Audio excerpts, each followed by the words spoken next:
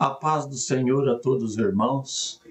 Eu quero fazer aqui uma breve meditação no Salmo de Davi, Salmo de número 121, para nós aprendermos junto algumas verdades a qual Davi passa para nós, deixa para nós escrito num dos seus salmos, um belíssimo Salmo de número 121, a qual ele diz assim: elevo os meus olhos para o alto, de onde me vem o meu socorro? Aí ele mesmo responde para si, depois, quem sabe, de uma breve meditação. Então ele chega a uma conclusão: o meu socorro vem do Senhor, que fez os céus e que fez a terra. Davi estava passando por uns períodos mais difíceis da sua vida. E esse momento era um momento de perseguição, a qual o rei Saul estava perseguindo ele, e ele se vê obrigado a fugir para o deserto para escapar pela sua vida. Então, nessa fuga, Davi foge para o deserto. Foi um período mais difícil da sua vida. No salmo composto por ele, naquela fase da vida, Davi enfrenta no deserto crises de dúvida, depressão. Apesar disto, ele costumava recitar os seus salmos, e com declarações de fé e confiança em Deus. Amados, ainda que nós estejamos nos momentos mais difíceis da nossa vida, perseguição, lutas, venha o que vier, os salmos, a qual está registrado na Bíblia, ela serve como inspiração para que nós possamos acreditar em algo melhor, que as coisas estão ruins hoje, mas amanhã pode ser melhor, E às vezes o coração de Davi era dominado pelo medo, assim como nós também sentimos medo na hora das incertezas, na hora da dúvida, na hora do desemprego. Mas Davi, ele não se intimidou com isso, das perseguições. Então ele disse, ele tinha um aliado, um amigo muito chegado, que era o próprio filho do rei, Jonas, que se tornaram amigos assim, quase que irmãos entre eles. Então ele disse para Jonas, olha, lá no Salmo, no livro de Samuel, 1 Samuel 23, ele fala assim, olha, estou a um passo da morte. Então nós podemos perceber a situação já que Davi estava, para dizer isso para Jonas: estou a um passo da morte, estou quase para me pegar, Então o que Davi vai fazer? Davi, ele foge para Gate, na terra do inimigo. Veja bem a estratégia dele. Ele vai para a terra do inimigo e mais uma vez ele teve medo, E para salvar a sua vida, fingiu estar louco. E os filisteus acreditaram na sua loucura. Veja a estratégia dele. Ele usou um fingimento, estar louco para não morrer. Às vezes, amado, quando nós estamos num período assim, que nós estamos passando muita dificuldade, achando que não tem mais jeito, Deus ainda nos dá uma estratégia, Então, nos momentos difíceis, ele expressou novamente a sua confiança em Deus. Com as seguintes palavras, nós vamos ver lá no Salmo 34, onde ele fala assim, louvarei ao Senhor em todo tempo, meu louvor estará continuamente na minha boca. Busquei ao Senhor e ele respondeu. Aí depois, lá no versículo 9 do Salmo 34, fala, olha, muitas são as aflições do justo, mas o Senhor a livra de todas. Olha, Davi, no seu momento mais difícil, Saul estava buscando a sua morte, porque Saul via no reino uma certa... Saul não gostava de como as pessoas tratavam Davi. Davi era tratado com honra, com superioridade, enquanto que Saul era menosprezado pelo próprio povo. Enquanto eles saíam para uma guerra e eles voltavam das guerras e eram umas guerras bem sucedidas, eles venciam seus oponentes e eles falavam assim: olha, Saul matou centenas, matou milhares, mas Davi matou dezenas de milhares. Isso foi causando no coração de Saul uma revolta muito grande, uma certa dose de inveja também, né?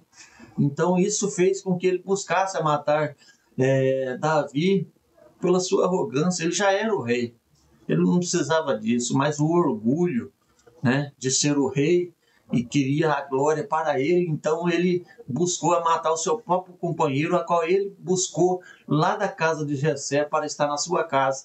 Agora acaba virando um inimigo seu, um homem que outrora orou para ele, cantou para ele, para que o espírito do mal se afugentasse. Mas agora ele estava procurando matar o seu próprio amigo. Então o que Davi faz? Davi foge novamente. Apesar de ele ter muita confiança em Deus, né, acreditar que Deus estava com ele, realmente estava, ele foge para Gate, né, e ele chegou na caverna de Adulão.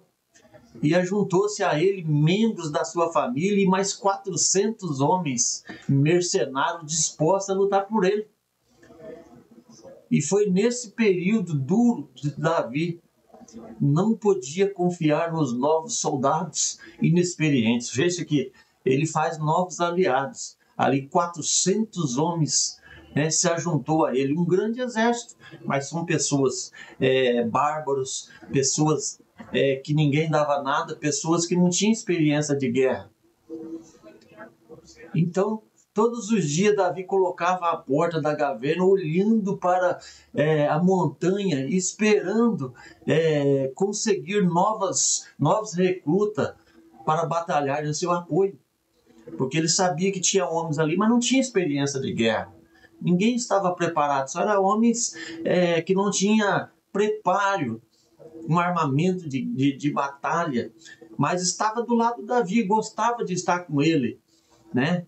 E ele, desanimado devido à longa expectativa, ele perguntava para si mesmo, olha, a qual nós lemos no Salmo 121, elevo meus olhos para o alto, e de onde é que vem o meu socorro? Você pode ter uma multidão ao seu redor, muitos dizendo ser o seu amigo, mas nas horas mais difíceis, na hora mais difícil a qual Davi se sentiu, ele disse, olha, ele estava desanimado devido à longa expectativa.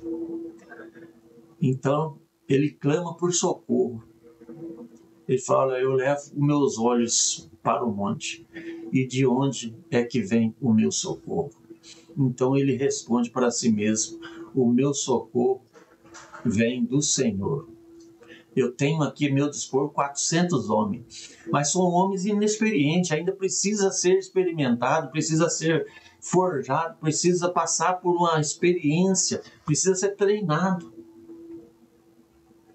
E a Bíblia vai dizer que todos os dias ele se colocava à porta da caverna, olhando para as montanhas, com esperança de conseguir novos recrutas para batalhar ao seu apoio. E ele estava desanimado, devido à longa expectativa, né? Ele pergunta para si mesmo, eu elevo meus olhos para o monte, e de onde é que vem o meu socorro?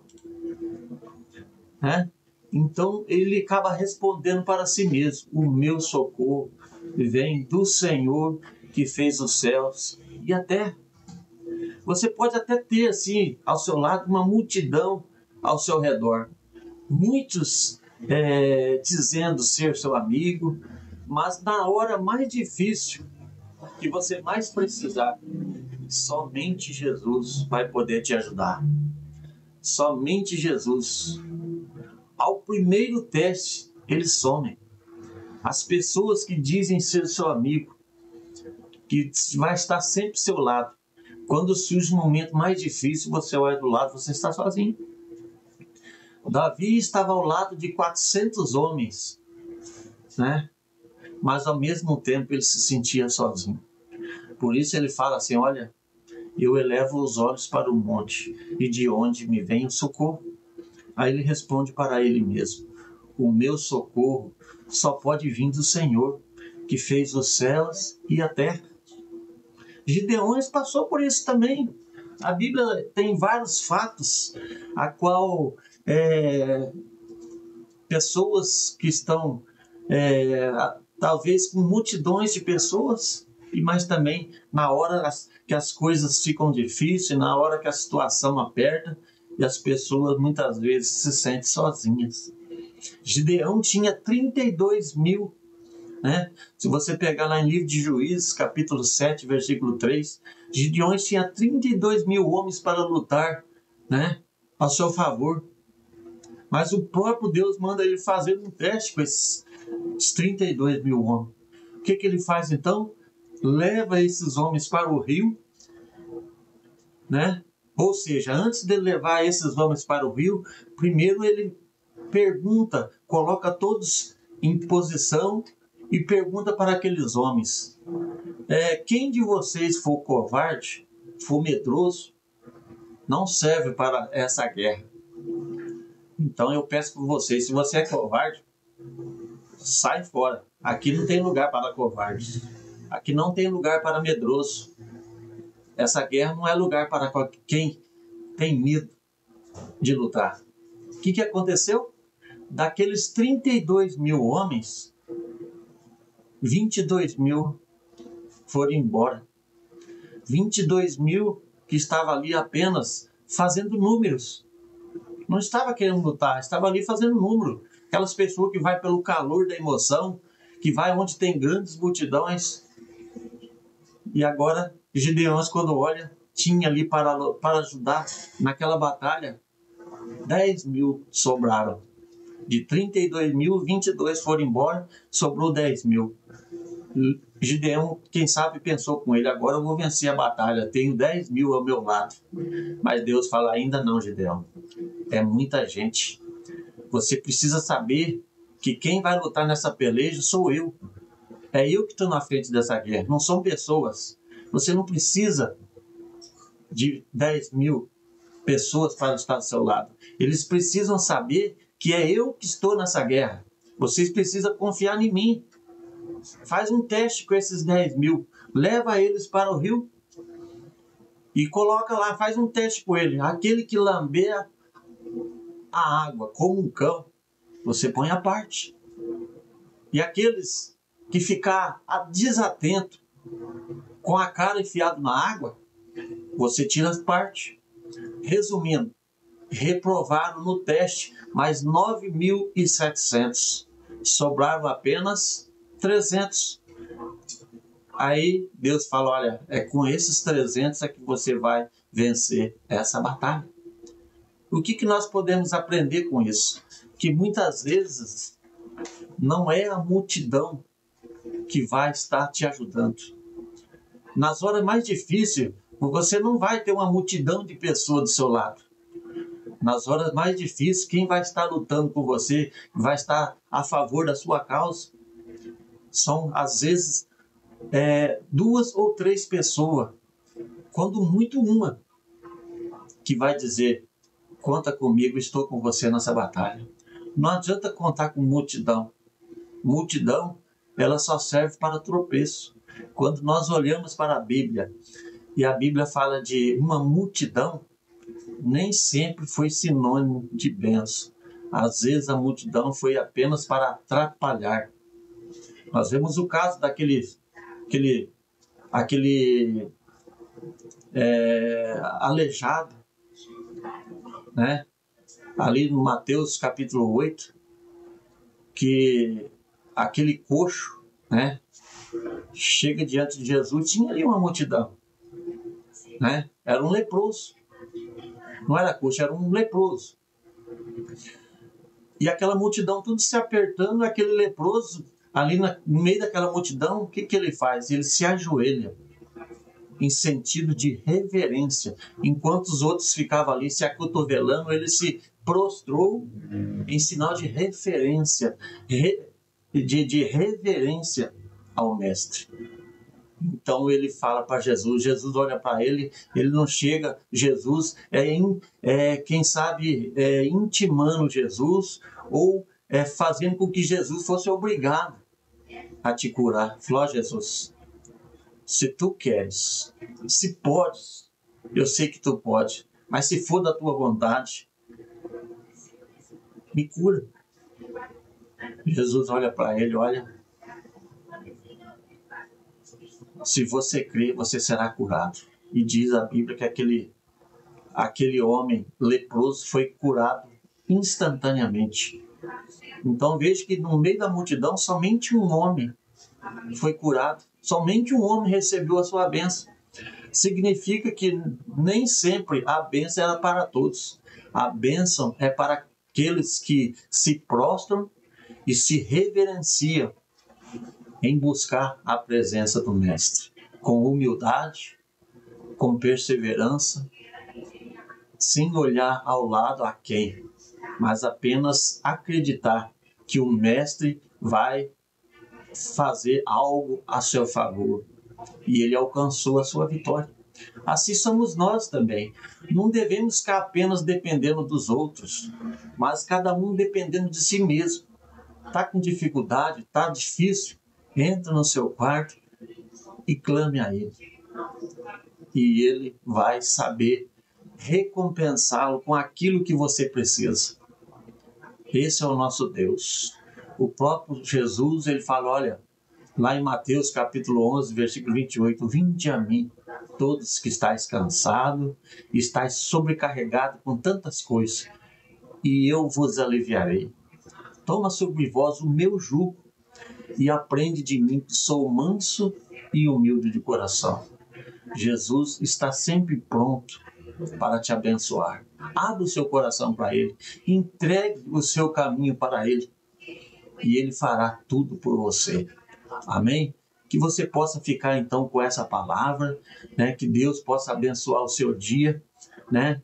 E em breve estaremos trazendo aqui mais palavras de incentivo, né? Para que você venha ter um dia melhor para a sua vida. Amém? Deus abençoe a todos em nome do Senhor Jesus.